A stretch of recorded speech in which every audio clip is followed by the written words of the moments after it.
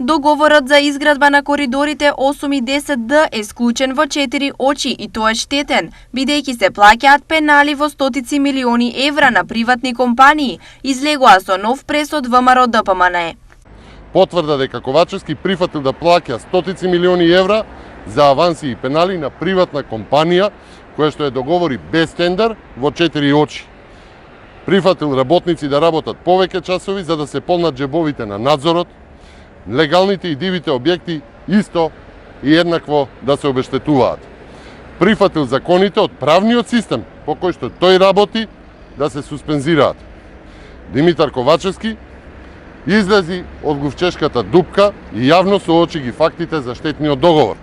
Излези Ковачевски од кукавичкото гнездо на телевизиски дуел со Христијан Мицковски. Поради многуте контроверзии во врска со законските измени и договорот за изградба на коридорите, од ВМРО ДПМНЕ денес повторно повикаа на дуел помеѓу нивниот лидер Христијан Мицковски и премиерот Димитар Ковачевски.